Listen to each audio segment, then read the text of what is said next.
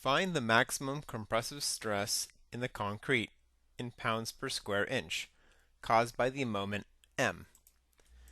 In this problem, a simply supported beam is subjected to a moment M. The beam has a rectangular cross-section and is reinforced with 4 number 9 sized bars of steel.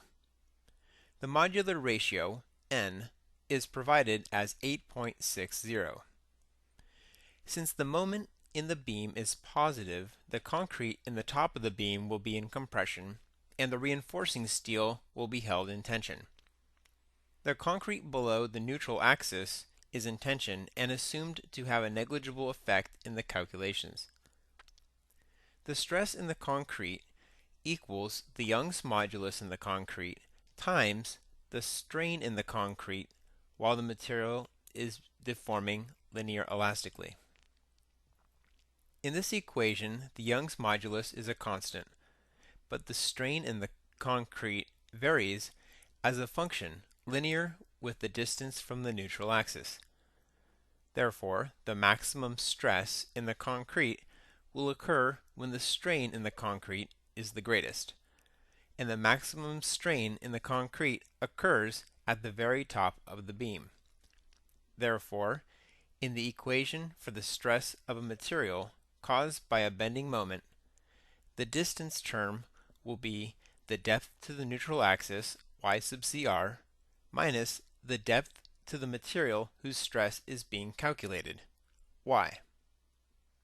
Since the maximum stress occurs at the top of the beam, y equals 0. In this equation for the stress, the moment term was provided in the problem statement in pounds-inches. Yet the depth to the neutral axis in the area moment of inertia still need to be calculated. For a cracked section, the depth to the neutral axis can be determined by solving the given quadratic formula. In this equation, N is the modular ratio, which was provided in the problem statement, and B is the beam width, which equals 12 inches. A sub S is the area of steel, which equals 4 number 9 bars times 1 inch per number 9 size bar for a total of 4 square inches. And D represents the depth to steel, which is 15 inches. After simplifying the equation, we compute the roots to equal negative 12.58 inches and 6.84 inches. Therefore, y sub cr equals 6.84 inches. The last variable we need to solve for the maximum compressive strength is the area moment of inertia.